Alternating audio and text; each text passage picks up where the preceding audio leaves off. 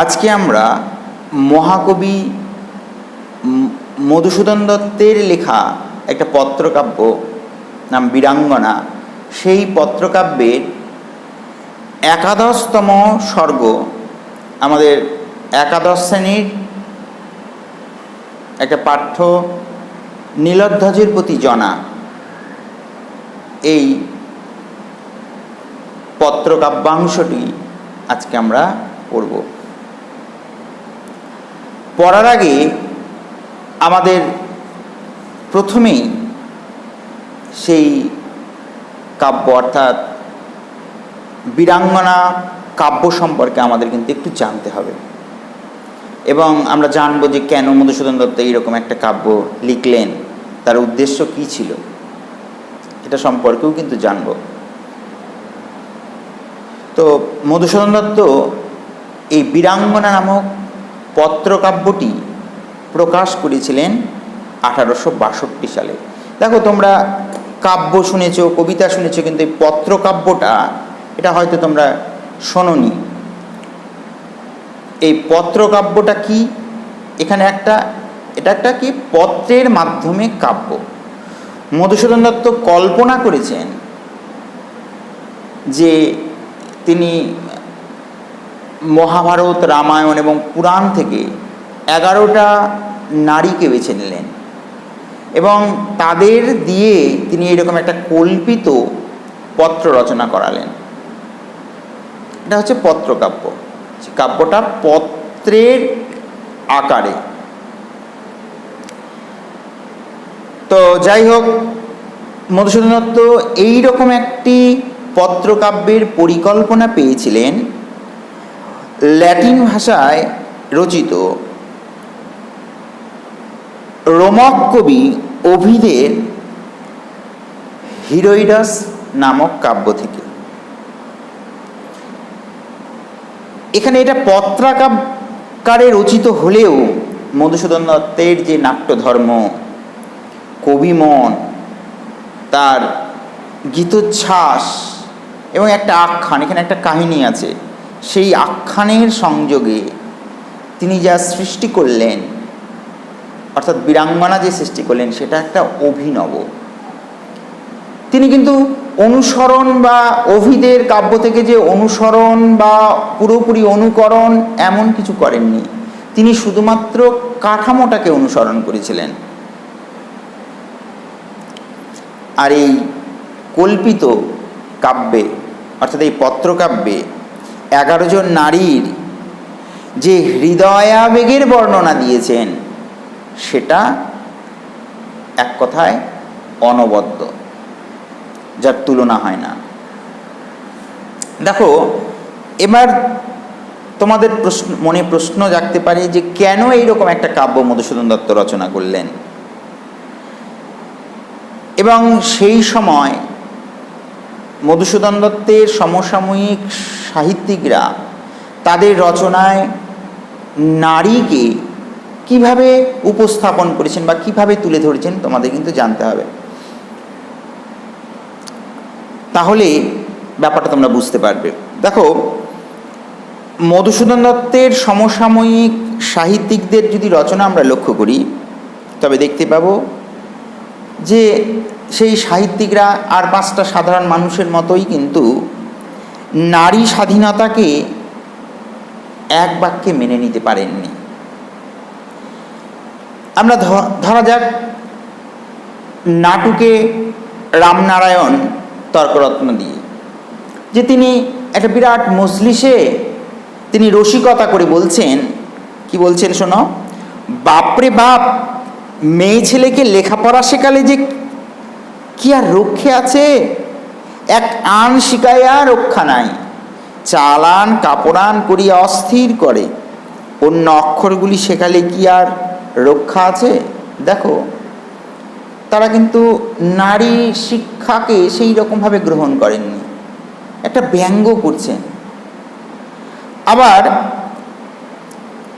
রসিক কবি ঈশ্বরগুপ্তের যদি কবিতা লক্ষ্য করি, তখন দেখো কি বলছে, যত ছুরিগুলো তুড়ি মেরে কেতাব হাতে নিচ্ছে যাবে, এবি শিখে বিবি সেজে বিলেতি বোল কবেই কবে। এখানেও দেখো নারীর শিক্ষাকেও কিন্তু তিনি ঈশ্বরগুপ্ত কিন্তু সেইভাবে মেনে নিতে পারেননি, ব্যঙ্গ বিদ্রুপ করেছেন। এমনকি দেখো বঙ্কিমচন্দ্র এত বড় একজন সাহিত্যিক হয়েও তিনিও কিন্তু সংস্কারের সমস্ত বেড়াজাল লঙ্ঘন করতে পারেননি। নাট্যকার অমৃতলাল বসু তার যে কিছু প্রহসন যদি আমরা লক্ষ্য করি, যেমন বৌমা, বাবু, তাজ্জব ব্যাপার, এসব প্রহসনে শিক্ষিতা নারীকে যে কদর্য রূপে তিনি অঙ্কন করেছেন, তাতে তার মধ্যযুগীয় মনেরই পরিচয় এটা বহন করে, বা সেখানে মধ্যযুগীয় মনের পরিচয় স্পষ্ট।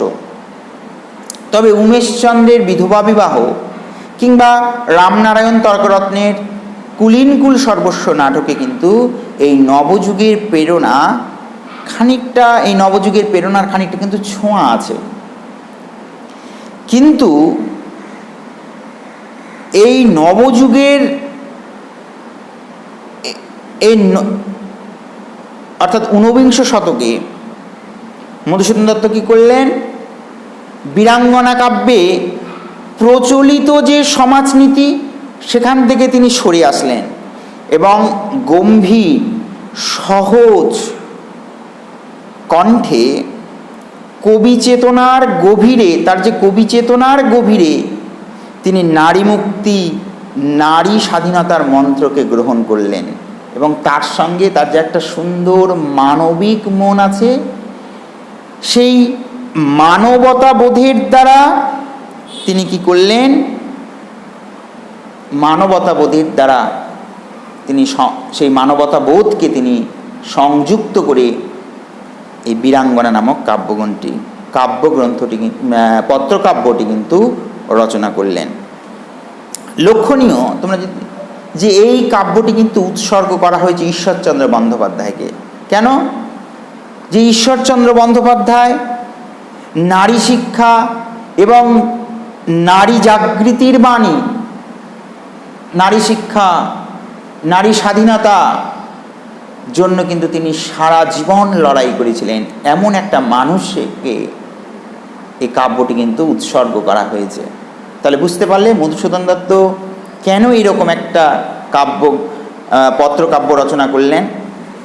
আশা করি কিন্তু বুঝতে পেরেছ। এই 11 জন নারীকে যে তিনি রামায়ণ, মহাভারত এবং পুরাণ থেকে বেছে নিলেন, এই নারীদের হৃদয়কে তিনি গড়ে তুললেন ঊনবিংশ শতকের বাংলাদেশের জল হাওয়ায়। বাংলাদেশের জল হাওয়ায় ঊনবিংশ শতকে কিন্তু এই নারীদের হৃদয়কে তিনি গড়ে তুললেন। এবং তোমাদের মনে প্রশ্ন হতেই পারে, কে এমন এই 11 জন নারী যাদের তিনি বীরাঙ্গনা বলেছেন? তারা কি যুদ্ধ করেছে অস্ত্রশস্ত্র নিয়ে? না, তারা কেউই কিন্তু লড়াই করেননি, যুদ্ধ করেননি, অস্ত্র হাতে যুদ্ধ করেনি। এই 11 জন নারী তাদের যে রুদ্ধ ভাবাবেগ, সেই ভাবাবেগ প্রকাশে কিন্তু তারা কুণ্ঠাহীন। সেই তাদের মনের ভাবাবেগকে তারা প্রকাশ করেছে। তাদের আত্মঘোষণা, তাদের ব্যক্তি স্বাতন্ত্র্যের যে বলিষ্ঠ প্রকাশ এবং স্বতঃস্ফূর্ত প্রকাশ, এই দিক দিয়ে এই 11 জন নারী কিন্তু বীরাঙ্গনা। যাই হোক, তোমরা বড় হয়ে কাব্য সম্পর্কে আরও পড়বে। আমাদের কাব্য যে আমাদের পাঠ্যাংশ, এখন আমরা সেইখানে যাচ্ছি। যে এই পত্রকাব্যের টোটাল 11টা পত্র আছে। এই 11তম সর্গ নীলধ্বজের প্রতি জনা, এটাই আজকের আমাদের আলোচ্য বিষয়। তো প্রথমেই বলে রাখি যে এই নীলধ্বজের প্রতি জনা এই পত্রকাব্যের বিষয় নির্বাচন করেছিলেন মধুসূদন দত্ত মহাভারতের অশ্বমেধ পর্ব থেকে। অশ্বমেধ পর্ব কি সেটাও তোমাদের বলবো। তো এই পত্রকাব্যে যাওয়ার আগে আলোচনা করার আগে আমাদের দুই একটা কথা বলতে হবে যে মাহেশ্বরী পুরীর রাজা কিন্তু নীলধ্বজ এবং তার স্ত্রী জনা, তাদের একমাত্র সন্তান প্রবীর। এবার রাজা অর্জুন অশ্বমেধ যজ্ঞ করেছিলেন। এটা একটা রাজকীয় যুদ্ধ, একটা রাজার গৌরব, তার যে ক্ষমতা, তার প্রতিষ্ঠার জন্যে কিন্তু এই যজ্ঞ করা হয়। অনেকেই তোমরা জানবে রামায়ণেও কিন্তু এই যজ্ঞের প্রসঙ্গ আছে। যাই হোক, অশ্বমেধ যজ্ঞ করে একটা ঘোড়া এরকম তিলক পরিয়ে লোকজন সহকারে ছেড়ে দেওয়া হতো এবং যে রাজ্যের উপর দিয়ে ঘোড়া যাবে সেই রাজ্যের রাজা বা কেউ যদি তার ঘোড়ার গতিবিধি না আটকায় তাহলে বোঝা যাবে যে সেই রাজা বা সেই রাজ্য যিনি অশ্বমেধ যজ্ঞ ঘোড়াটি ছেড়েছেন তার বশ্যতা স্বীকার করে নিয়েছেন। অর্থাৎ সেই রাজ্যটা যিনি অশ্বমেধ যজ্ঞ করে ঘোড়া ছেড়েছেন তার অধীন।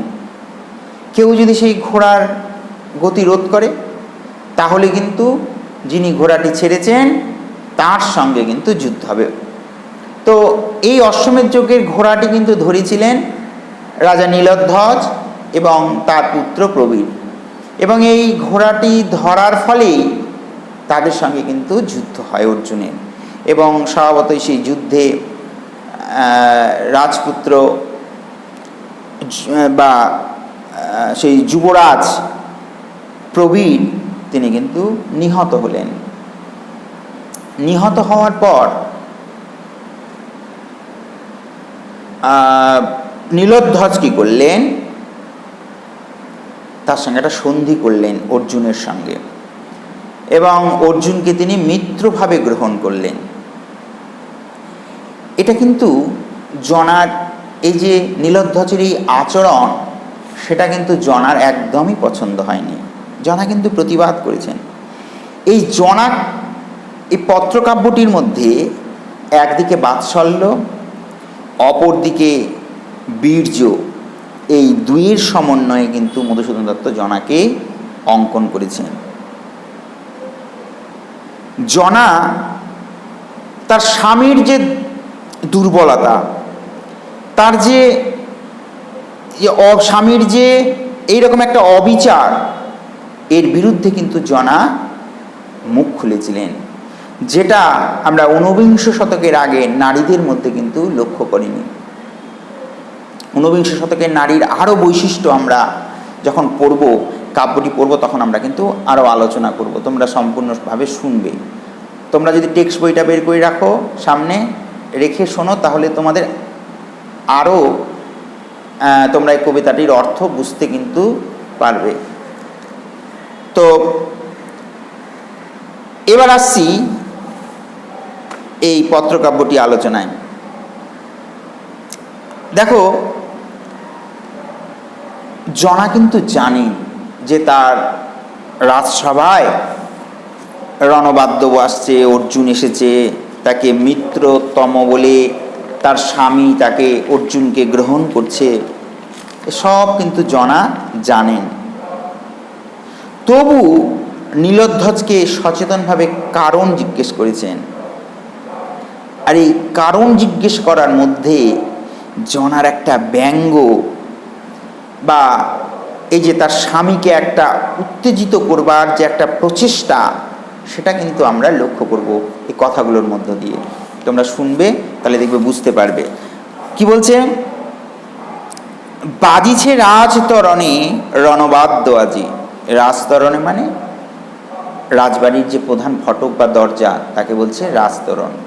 তো বলছে রাজতরণে কি বাজছে? বাদ্য বাজছে। হ্রেস্যে অশ্ব, অশ্ব মানে ঘোড়া গর্জন করছে, গর্জে গজ, গজ অর্থাৎ হাতি গর্জন করছে। উড়িছে আকাশে রাজকেতু, রাজকেতু মানে রাজ পতাকা, পতাকা আকাশে উঠছে। জনা বলছেন, দেখো, মুহুর্মুহু হুঙ্কারিছে মাতি রণমদে রাজ সৈন্য, এবং যুদ্ধের উন্মত্ততায় রাজ সৈন্যগুলো হুঙ্কার করছে মাঝে মাঝে। কিন্তু কোন হেতু সাজিছ কি নররাজ যুজিতে সদলে? জনা পত্র লিখছেন কার উদ্দেশ্যে? তার স্বামীর উদ্দেশ্যে। এবং জনার যে আবেগ, জনার যা মনের কথা, মনের আবেগ, সব কিন্তু জনা তেজদীপ্ত ভাষায়, জনার যা অভিযোগ, জনার যে যুক্তি, সব কিন্তু তিনি এই পত্রটির মধ্যে, এই কল্পিত পত্রের মধ্যে কিন্তু লিখছেন। তো বলছে, কিন্তু কোন হেতু সাজিছ কি নররাজ যুজিতে সদলে? তুমি সদল বলে কার সঙ্গে যুদ্ধ করবার জন্য সেজে উঠছ? প্রবীর পুত্রের মৃত্যু প্রতিবিধিতে, অর্থাৎ প্রবীর পুত্রের মৃত্যুর প্রতিবিধান বা প্রতিশোধ নেওয়ার জন্য কি তুমি যুদ্ধ সাজে সজ্জিত হচ্ছ? নিবাইতে শোকাগ্নি ফাল্গুনের লেহে, তোমার মধ্যে সন্তান হারানোর যে শোক, সেই শোকের আগুন অর্জুনের, এখানে ফাল্গুনী কথার অর্থ হচ্ছে অর্জুন, ওকে বোঝানো হয়েছে। ফাল্গুন মাসে জন্ম হয়েছিল জন্য তার নাম ফাল্গুনী। তো ফাল্গুনের রক্ত দিয়ে, অর্জুনের রক্ত দিয়ে কি তোমার শোকের আগুনকে তুমি নিভাতে চাইছো? এই তো সাজে তোমার এই ক্ষত্রমণি। তুমি ক্ষত্রমণি, তুমি ক্ষত্রিয়, তোমার তো এটাই সাজে। ক্ষত্রমণি তুমি মহাবাহু, মানে প্রবল শক্তিশালী। যাও বেগে গজরাজ যথা যমদণ্ড সম শুণ্ড আস্ফালিনী নাদে টুটো কিরিটির গর্প আজি রণস্থলে। বলছি তুমি ওই গজরাজের মতো, উন্মত্ত হাতির মতো যাও, এবং হাতির যে সুর, এখানে সেই সুরটাকে যমদণ্ড সম বলছে, যে যমদণ্ড সম সেই সুরটাকে আস্ফালন করে তুমি যাও, অর্জুনের বিরুদ্ধে যুদ্ধ করো। এবং টুটো কিরিটির গর্ব আজি রণস্থলে, এবং টুটো মানে চূর্ণ করো কিরিটির গর্ব। কিরিটি মানে অর্জুন, অর্জুন যে তার যে ক্ষমতা, তার যে শক্তির গর্ব করে, সেই গর্বকে তুমি চূর্ণ করো। খণ্ডমুণ্ড তার আন শূল দণ্ড শিরে, তার যে কাঁটা মুন্ডু সেটাকে শুলের মধ্যে, ত্রিশূলের মধ্যে গেঁথে নিয়ে আসো। অন্যায় সমরে মূঢ় নাসিল বালকে, মূঢ় মানে বোকাই, অন্যায় সমরে আমার সন্তানকে সে হত্যা করেছে, নাশ করেছে। নাশ মহেশ্বাস তারে, এখানে নাশ করো। মহেশ্বাস মানে মহাধনুর্ধর। এখানে মহাধনুর্ধর হিসেবে কাকে বোঝানো হয়েছে? এখানে তার স্বামীকে সম্বোধন করছেন তিনি, নীলধ্বজকে সম্বোধন করছেন যে হে মহাধনুর্ধর, তুমি নাশ করো, তারে নাশ করো। কাকে নাশ করো? অর্জুনকে নাশ করো। ভুলিব এ জ্বালায় বিষম জ্বালা দিয়ে ভুলিব সত্তরে। তুমি যদি তাকে নাশ করতে পারো, হত্যা করতে পারো অর্জুনকে, তবেই আমার মনের মধ্যে যত জ্বালা যন্ত্রণা আছে সব দূর হবে, তার আগে নয়। তারপরে তিনি বলছেন, জন্ম মৃত্যু বিধাতার এ বিধি জগতে, ক্ষত্রকুল রত্নপুত্র প্রবীর সুমতি, সম্মুখ সমরে পড়ি গেছে স্বর্গধামে। দেখো কি কাজ বিলাপে বিলাপে প্রভু। এখানে দেখো জনা কি করলেন, প্রবীর যে পুত্রের যে মৃত্যু, সেই মৃত্যুর বেদনাকে জনা একজন ক্ষত্র নারীর গৌরবের মধ্যে নির্বাপিত করেছিলেন। তিনি এর মধ্যে গৌরব দেখেছিলেন। যেমন করে তোমরা মেঘনাদ বধ কাব্যের একটা অংশ পড়েছিলে, সেখানে দেখবে যে রাবণ তার যে সন্তান, দেশের শত্রু রাম লক্ষ্মণের সঙ্গে যুদ্ধ করতে গিয়ে নিহত হচ্ছেন, তিনি কিন্তু তার মধ্যে গৌরব দেখতে পাচ্ছেন। ঠিক তেমনিভাবে এখানেও কিন্তু আমরা দেখতে পাচ্ছি যে জনা কিন্তু তার যে সন্তান, সেই সন্তানের মৃত্যুতে গৌরবান্বিত হচ্ছেন, যে তার সন্তান বশ্যতা স্বীকার করেনি শক্তিশালীর কাছে, যুদ্ধ করেছে। এটাই তো একজন ক্ষত্রিয়ের কর্তব্য। বলছে কি কাজ বিলাপে প্রভু? পাল মহিপাল, পাল মানে রক্ষক, মহিপাল মানে রাজা। ক্ষত্র ধর্ম, ক্ষত্র কর্ম সাধভুজ বলে। অর্থাৎ তোমার যে ক্ষত্র ধর্ম, তোমার যে ক্ষত্রর যে কর্ম যুদ্ধ করা, সেটা তুমি বাহুবল তোমার শক্তির দ্বারা তা করো। তোমার বিলাপ করা উচিত নয়। এবার জনা দেখো কি বলছেন পরবর্তীতে কি বলছে? হায় পাগলিনী জনা, তব সভা মাঝে নাচিছে নর্তকী আজি। আমি বারবার বললাম যে জনা কিন্তু জানেন সমস্তটা, তারপরেও তিনি কিন্তু না জানার ভান করে এই সমস্ত কথা বলে তার স্বামীকে কিন্তু, তার স্বামীর মধ্যে কিন্তু যে ক্ষত্র তেজ, বীরত্ব, সেগুলোকে কি করলেন? জাগানোর চেষ্টা করলেন। এবার দেখো জনার সুর কিন্তু পাল্টে গেল। এখন দেখবে হায় পাগলিনী জনা, তব সভা মাঝে নাচিছে নর্তকী আজি। তোমার সবাই নর্তকী নাচছে, গায়ক গাইছে, উথলিছে বীণাধ্বনি, বীণাধ্বনি আওয়াজ পাওয়া যাচ্ছে। তব সিংহাসনে বসিছে পুত্র হারিপু মিত্রোত্তম এবে। তোমার সিংহাসনে তুমি অর্জুনের মতো তোমার যে শত্রু, তাকে তুমি মিত্রোত্তম মানে তোমার শ্রেষ্ঠ বন্ধু বলে তাকে সম্বোধন করে তাকে তুমি তার সেবা করছো, সেবা যত্ন করছো। কি লজ্জা দুঃখের কথা হায় কবকারে। বলছে এই লজ্জা এই দুঃখের কথা আমি কাকে বলবো? এবার দেখো কি বলছেন, হতজ্ঞান আজি কি হে পুত্রের বিহনে। যে তোমার কি জ্ঞান, পুত্র সন্তান হারানোর শোকে তোমার যে জ্ঞান, সেটা কি তুমি ভুলতে বসেছ? তোমার কি চেতনা তুমি ভুলতে বসেছ? নইলে মাহেশ্বরী পুরীশ্বর নীলধ্বজ রথী, নইলে কি আর মাহেশ্বরী পুরীরাজ নীলধ্বজ রথী অর্থাৎ বীর, সে কি তার কি এই কাজ শোভা পায়? প্রশ্ন করেছেন। হে দারুণ বিধি, এখানে বিধাতাকে বলছেন। দারুণ বলতে কঠোর, এখানে কঠোর বিধাতাকে বলছেন যে আধারিলা আজি রাজ্য হরিপুত্র ধনে, হারিলা কি তিনি জ্ঞান তব। হে বিধাতা, তো আমার স্বামী সন্তান হারিয়েছে, রাজ্য হারিয়েছে, তার যে জ্ঞান চেতনা ছিল সেটাও কি তুমি হরণ করে নিলে? তা না হলে কহ মোরে কেন এ পাষণ্ড পাণ্ডুরথি পার্থ তব পুরী অতিথি। নইলে কি আর এই পাষণ্ড পাণ্ডব অর্জুন তোমার রাজপুরীতে অতিথি, আর তুমি তার সেবা করছো? কেমন তুমি হায়, তার স্বামীকে বলছেন যে মিত্রভাবে পরশে করো যাহা প্রবীরের লোহে লোহিত। যা প্রবীরের রক্তে যার হাত রঞ্জিত,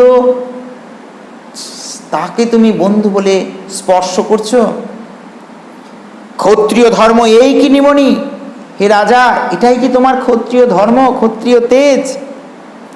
কোথা ধনু, কোথা তুন, কোথা চর্ম, তোমার ও ধনু তুন অর্থাৎ তীর চর্ম অসি কোথায় গেল? নাভেদি রিপুর বক্ষ তীক্ষ্ণ তব স্বরে, রণক্ষেত্রে মিষ্টালাপে তুষিছ কি তুমি কর্ণ তার শোভাতালে। তুমি কোথায় তোমার ধনু, কোথা তীর দিয়ে না নিয়ে সেই দিয়ে তুমি শত্রুপক্ষকে আক্রমণ করবে, তা না করে তার কর্ণ তুমি মিষ্টি মিষ্টি কথা বলে তার কর্ণ তুমি বা তার কান তুমি তুষ্ট করছো। কি কহিবে কহ, যাবে দেশ দেশান্তরে জনরূপ লবে এই কাহিনী কি কহিবে, ক্ষত্রপতি যত আছে, ক্ষত্রিয়পতি, তারা কি বলবে তোমার এই অবস্থা দেখে, তোমার এই আচরণ দেখে তারা কি বলবে? এই প্রশ্ন কিন্তু জনা তার স্বামীকে করেছেন। এরপরে আমরা যেটা পড়ব তার আগে আমাদের দুই একটা কথা কিন্তু বুঝতে হবে। দেখো, একটু আগেই বললাম যে জনাকে তিনি মধুসূদন দত্ত বীরাঙ্গনা রূপে উপস্থাপন করলেন। এই যে জনার মধ্যে যে একটা স্বাধীন চিত্তের একটা সন্ধান করেছেন মধুসূদন দত্ত, যে জনা কিন্তু প্রচলিতের প্রতি যে একটা শ্রদ্ধা প্রকাশ করে যে সে নিশ্চিন্ত, যে যা সবাই প্রচলিত, এই যে কি বলবো, যে এই যে পাণ্ডব বংশের গৌরবে সবাই সে গৌরব করে, তাদের বীরত্ব, তাদের শ্রেষ্ঠত্ব, এবং জনা কিন্তু এই প্রচলিত সর্বজন স্বীকৃত মতামতকে কিন্তু মাথা পেতে গ্রহণ করেননি। জনা তার নিজস্ব বুদ্ধি, জনা তার নিজস্ব চেতনা দিয়ে তা কিন্তু বুঝেছে। এই যে নবযুগের যে ব্যক্তি স্বাতন্ত্র্যমূলক আত্মমর্যাদা বোধের সঙ্গে একটা যুক্তিবাদী প্রবণতা, এটা আমরা কিন্তু জনা চরিত্রের মধ্যে লক্ষ্য করি। এই যে পাণ্ডবদের যে সর্বজন স্বীকৃত দেবত্বে তিনি অবিশ্বাসী, তিনি অর্জুনের যে বীরত্ব খ্যাতির বিরুদ্ধে জনা যে বক্তব্য, জনার যে যুক্তি, সেটা কিন্তু ভিত্তিহীন না। তার কিন্তু একটা যুক্তি আছে। কিভাবে, কোন যুক্তিতে জনা পাণ্ডবদের গৌরব এবং অর্জুনের বংশের যে ব্যাখ্যা দিয়েছেন, তার বংশ গৌরব সম্পর্কে যা বলেছেন, সেটা কিন্তু সব জনা কিন্তু যুক্তি দিয়ে বলেছেন। সেই যুক্তিকে আমরা কখনোই অস্বীকার করতে পারি না। দেখো, পড়লেই তোমাদের কাছে পরিষ্কার হয়ে যাবে। বলছে, নরনারায়ণ জ্ঞানে শুনিনু পুজিছ পার্থে। পার্থে মানে অর্জুন। আমি শুনছি যে তুমি নরনারায়ণ জ্ঞানে তাকে পূজা করছো, ভালো কথা, ভক্তি ভরে। এ কি ভ্রান্তি তব, এটা তোমার ভুল নয়? হায় ভোজবালা কুন্তি, কে না জানে শৈরিনী তনয় তার জারজ অর্জুনে। কি লজ্জা! দেখো, বলছি যে এই যে অর্জুনের মা কুন্তি, কে না জানে ভোজবালা অর্থাৎ ভোজরাজের কন্যা, তাকে শৈরিনী বলেছেন, দ্বিচারিণী বলেছেন, স্বেচ্ছাচারিণী বলেছেন, অসতী বলেছেন। তার তো যুক্তি আছে যে তার অনেক পুরুষের সন্তানকে তিনি গর্ভে ধারণ করেছিলেন, সেই জন্য এই হিসেবে তাকে অসতী বলেছেন। জনার কিন্তু যুক্তি আছে। তবে তোমাদের একটু মহাভারতের এ ব্যাপারটা একটু শুনে নাও, তাহলে তোমরা আরো বুঝতে সুবিধা হবে। যে কুন্তী একটা সময় তার পরিচর্যার দ্বারা ঋষি দুর্বাসাকে কিন্তু সন্তুষ্ট করেছিলেন, এবং ঋষি দুর্বাসা তাকে বর দিয়েছিলেন যে তিনি যে কোনো দেবতার সঙ্গে মিলন করতে পারেন, তাদের সন্তানকে তিনি গর্ভে ধারণ করতে পারেন। এই জন্যে এই বর পাওয়ার পর কি করেছিলেন, কুন্তী বিয়ের আগে, কুন্তীর বিয়ে হয়েছিল পাণ্ডুর সঙ্গে, সেই পাণ্ডুর সঙ্গে বিয়ের আগেই তিনি সূর্যের সঙ্গে শারীরিক মিলন ঘটিয়ে সূর্যের সন্তান কর্ণের জন্ম দেন, এবং কর্ণকে লোকলজ্জার ভয়ে তিনি গঙ্গায় বিসর্জন করেছিলেন এবং অধিরথ, রাজা অধিরথ এবং তার স্ত্রী রাধা, তিনি তাকে তাদের সন্তান স্নেহে তাদের লালন পালন করেছিলেন কর্ণকে। যাই হোক, এর পরের দিন আমরা সেই বিষয়টি নিয়ে আলোচনা করব। কর্ণের প্রসঙ্গও এখানে আছে। তো বলছে, এবং অর্জুনের পিতা হলেন দেবরাজ ইন্দ্র, অর্থাৎ দেবরাজ ইন্দ্রের সঙ্গে কুন্তির শারীরিক সম্পর্কের ফলেই অর্জুনের জন্ম হয়। সেই জন্যই তিনি কি বলছেন, অবৈধ প্রণয়ের সন্তান জারজ এই শব্দটা ব্যবহার করেছেন। কার সম্পর্কে? অর্জুনের সম্পর্কে। কি গুণে তুমি পুজো রাজরথী নরনারায়ণ জ্ঞানে, তাকে নরনারায়ণ জ্ঞানে পুজো করছো? কোন গুণে? তার বংশগৌরব এইরকম একজন জারজ সন্তান। জনার কিন্তু যুক্তি আছে। জনার এই যে বলেছেন, সে তো যুক্তি দিয়ে বলেছেন। বলছেন, রে দারুণ বিধি, এ কি লীলা খেলা তোর, বুঝিব কেমনই, একমাত্র পুত্র দিয়া নীলিপুন তারে অকালে, আছিল মান তাও কি নাসিলি। যে একমাত্র পুত্র তুই আমার কাছ থেকে কেড়ে নিলি, বিধাতাকে গালিগালাজ করছেন, বিধাতাকে বলেছেন যে একমাত্র পুত্র দিয়ে তুই তাকেও হরণ করে নিলি, কিন্তু আমার যে মান সম্মান ছিল, সেই মান সম্মানটা নিয়ে আমি বাঁচবো, সেই মান সম্মানটাও কি তুই আমার কেড়ে নিলি? হে বিধাতা, নইলে কি আমার স্বামী এই রকম একটা জারজ সন্তানকে ঈশ্বর জ্ঞানে পুজো করছে, তার সেবা যত্ন করছে। নরনারায়ণ পার্থ, নরনারায়ণ বলছেন কাকে? মানুষরূপী নারায়ণ কাকে বলছেন?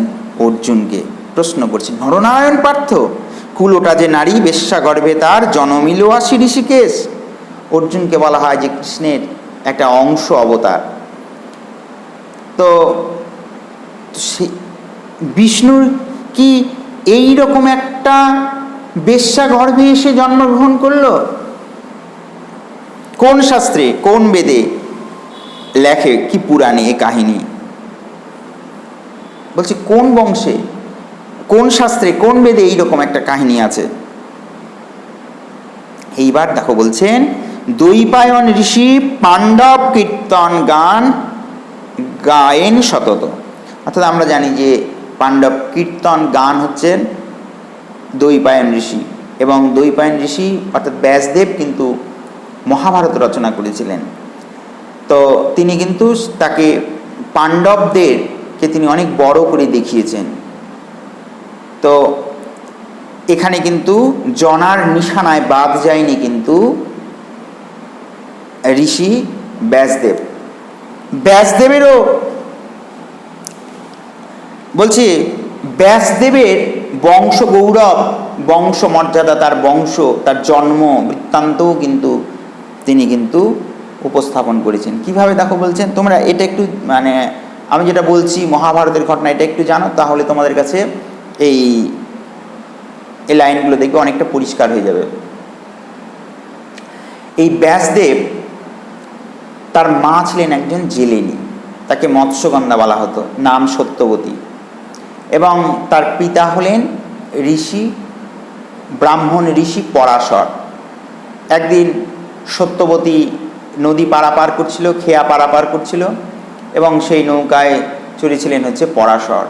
এবং পরাশর তাকে দেখার পর তাদের সঙ্গে একটা সত্যবতীর সঙ্গে পরাশরের শারীরিক মিলন হয় এবং ব্যাসদেবের জন্ম হয়, এবং দ্বীপে জন্ম হয়েছিল তার ব্যাসদেবের, এবং দেখতে কৃষ্ণের মতো কালো ছিল, সেই জন্য তাকে বলা হয় কৃষ্ণ দ্বৈপায়ন ব্যাস, অর্থাৎ দ্বীপে জন্ম হয়েছিল জন্যই তার নাম ব্যাস। এইবার আরও একটু তোমাদের জানতে হবে, তাহলে এটা পরিষ্কার হবে।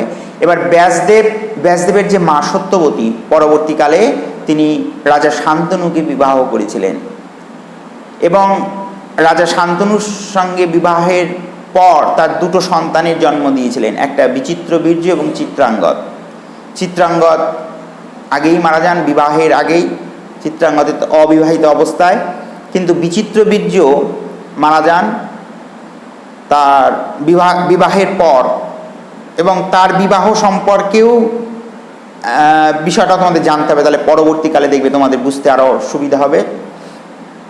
এবার বিচিত্রবীর্যের বিয়ে, সেই বিয়ের কন্যা নিয়ে এসেছিলেন কে? ধরে নিয়ে এসেছিলেন হচ্ছেন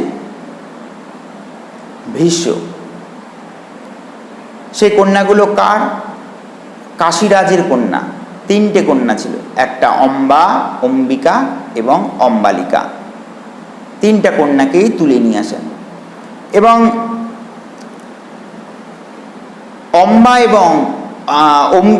অম্বিকা এবং অম্বালিকার সঙ্গে বিচিত্রবীর্যের বিয়ে হয়। কিন্তু অম্বাকে কিন্তু বিচিত্রবীর্য বিয়ে করেননি, কারণ সুবলের রাজা শাল্বকে কিন্তু অম্বা ভালোবাসতেন। এবার তিনি যখন বিয়ে করলেন না অম্বাকে, বিচিত্রবীর্য, তখন কিন্তু অম্বা ভীষ্মকে বললেন যে তাহলে তুমি আমাকে বিয়ে করো, তুমি তো আমাকে তুলে নিয়ে এসেছিলে, তাহলে তোমাকে বিয়ে করতে হবে। তখন তিনি বলছেন না, আমি তো বিয়ে টিয়ে করবো না, কারণ আমি তো প্রতিজ্ঞা করেছি বিয়ে করব না। এদিকে তার যে প্রেমিক তিনিও অম্বাকে কিন্তু গ্রহণ করতে রাজি নন, কারণ যেহেতু তাকে ভীষ্ম তুলে নিয়ে গেছে। তিনি তখন অভিশাপ দিয়েছিলেন ভীষ্মকে যে তোমার মৃত্যুর কারণ হয়ে দাঁড়াবো আমি। পরবর্তীকালে সেই অম্বাই জন্মগ্রহণ করেছিলেন শিখণ্ডী রূপে। আমরা এই প্রসঙ্গ পরের দিন আলোচনা করব, প্রসঙ্গটা আছে। যাই হোক, এবার অম্বিকা এবং অম্বালিকা নিঃসন্তান অবস্থায় তার স্বামী কিন্তু মারা গেছে। এবার তাদের বংশ কিভাবে বংশ রক্ষা হবে, সেই জন্য সত্যবতী কিন্তু ব্যাসদেবকে নির্দেশ দেন যে অম্বিকা এবং অম্বালিকার সঙ্গে একটা শারীরিক সম্পর্ক গড়ে তোলার জন্য এবং তাদের গর্ভে সন্তানের জন্ম দেওয়ার জন্য। ব্যাসদেব কিন্তু তা করেছিলেনও।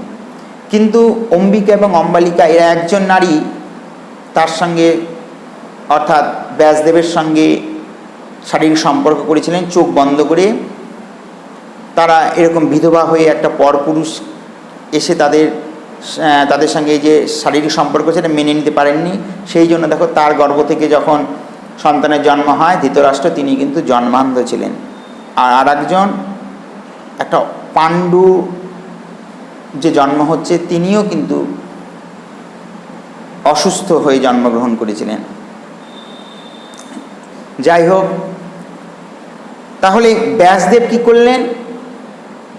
সম্পর্কে কিন্তু বিচিত্রবীর্যের যে 2 স্ত্রী অম্বিকা এবং অম্বালিকা, এরা কিন্তু ভাই বউ।